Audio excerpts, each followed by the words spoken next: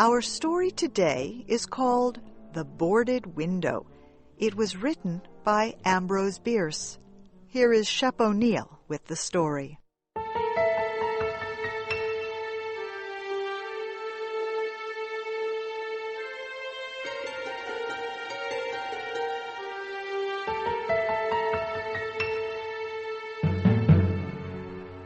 In 1830, only a few miles away from what is now the great city of Cincinnati, Ohio, lay a huge and almost endless forest.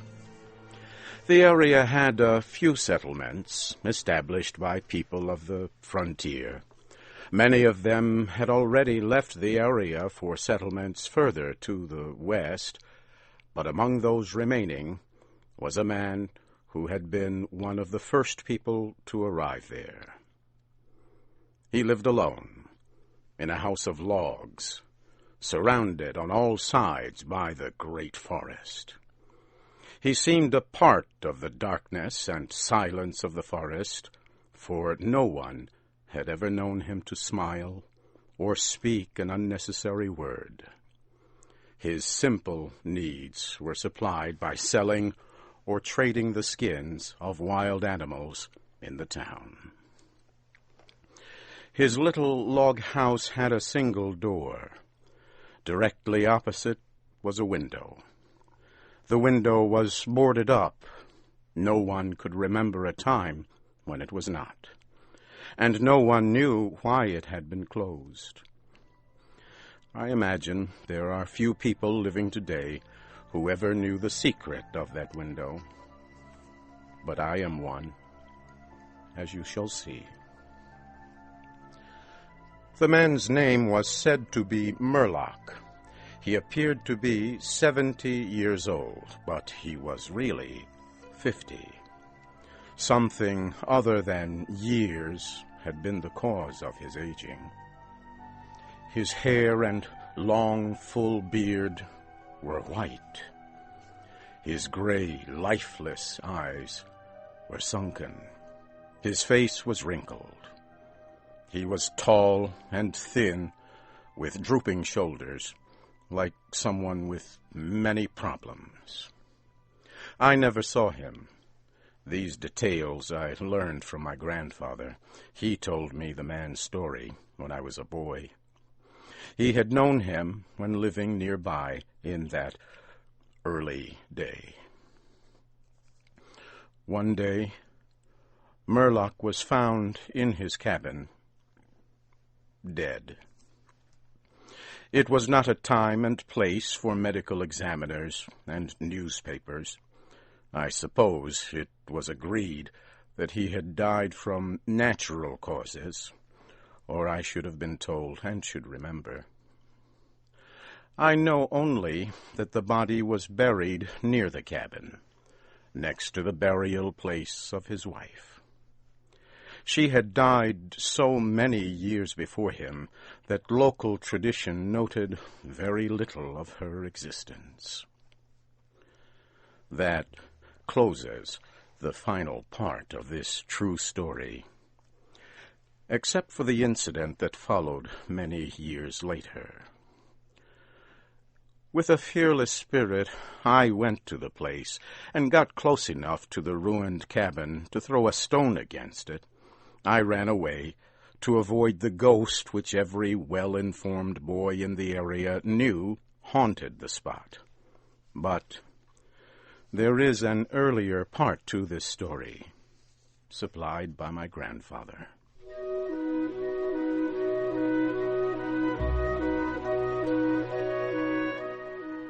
When Murlock built his cabin, he was young, strong, and full of hope. He began the hard work of creating a farm. He kept a gun, a rifle, for hunting to support himself. He had married a young woman in all ways worthy of his honest love and loyalty. She shared the dangers of life with a willing spirit and a light heart. There is no known record of her name or details about her. they loved each other and were happy. One day, Murlock returned from hunting in a deep part of the forest. He found his wife sick with fever and confusion. There was no doctor or neighbor within miles. She was in no condition to be left alone while he went to find help. So Murlock tried to take care of his wife and return her to good health. But at the end of the third day, she fell into unconsciousness and died. From what we know about a man like Murlock, we may try to imagine some of the details of the story told by my grandfather. When he was sure she was dead, Murlock had sense enough to remember that the dead must be prepared for burial. He made a mistake now and again while performing this special duty.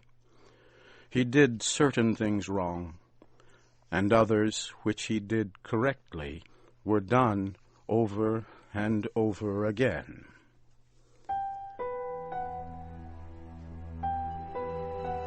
He was surprised that he did not cry, surprised and a little ashamed.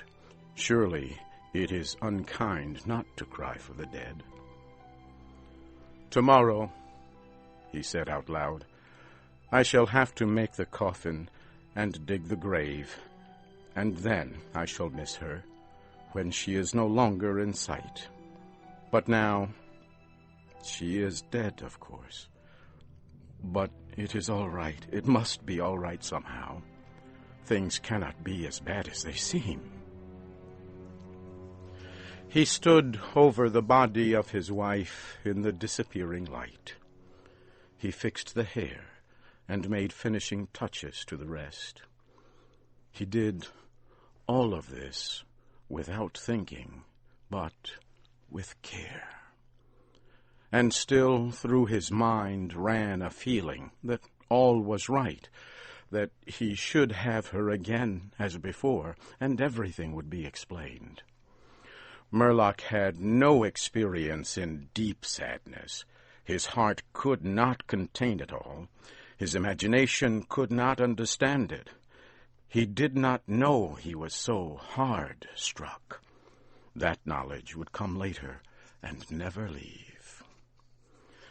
Deep sadness is an artist of powers that affects people in different ways. To one it comes like the stroke of an arrow, shocking all the emotions to a sharper life. To another it comes as the blow of a crushing strike. We may believe Murlock to have been affected that way. Soon after he had finished his work, he sank into a chair by the side of the table upon which the body lay. He noted how white his wife's face looked in the deepening darkness. He laid his arms upon the table's edge and dropped his face into them, tearless and very sleepy. At that moment, a long screaming sound came in through the open window. It was like the cry of a lost child in the far deep of the darkening forest, but the man did not move. He heard that unearthly cry upon his failing sense, again and nearer than before. Maybe it was a wild animal, or maybe it was a dream, for Murlock was asleep.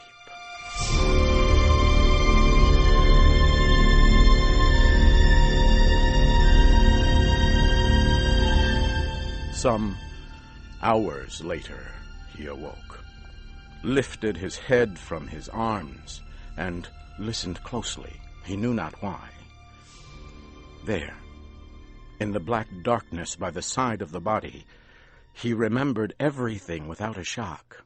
He strained his eyes to see he knew not what. His senses were all alert. His breath was suspended. His blood was still as if to assist the silence. Who What had awakened him, and where was it? Suddenly the table shook under his arms. At the same time he heard, or imagined he heard, a light, soft step, and then another. The sounds were as bare feet walking upon the floor. He was afraid beyond the power to cry out or move. He waited, there in the darkness, through what seemed like centuries of such fear. Fear as one may know, but yet live to tell. He tried, but failed to speak the dead woman's name. He tried, but failed to stretch his hand across the table to learn if she was there. His throat was powerless. His arms and hands were like lead. Then something most frightful happened. It seemed as if a heavy body was thrown against the table with a force that pushed against his chest. At the same time, he heard and felt the fall of something upon the floor. It was so violent a crash that the whole house shook. A fight followed, and a confusion of sounds impossible to describe. Murlock had risen to his feet. Extreme fear had caused him to lose control of his senses. He threw his hands upon the table. Nothing was there. There is a point at which fear may turn to insanity, and insanity incites to action. With no definite plan, and acting like a madman, Murlock ran quickly to the wall. He seized his loaded rifle, and without aim, fired it. The flash from the rifle hit the room with a clear brightness. He saw a huge, fierce panther dragging the dead woman toward the window. The wild animal's teeth were fixed on her throat. Then there was darkness, blacker than before, and silence.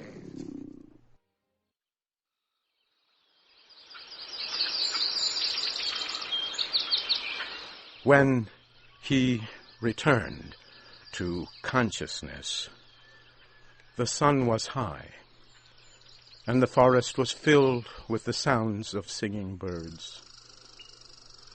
The body lay near the window, where the animal had left it when frightened away by the light and sound of the rifle. The clothing was ruined. The long hair was in disorder. The arms and legs lay in a careless way, and a pool of blood flowed from the horribly torn throat. The ribbon he had used to tie the wrists was broken. The hands were tightly closed, and between the teeth was a piece of the animal's ear.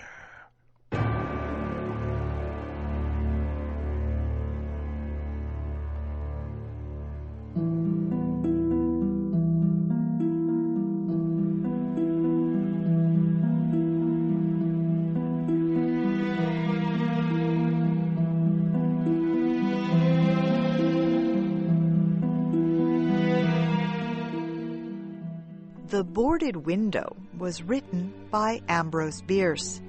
It was adapted for Special English by LaJuan Davis, who was also the producer. The storyteller was Shep O'Neill.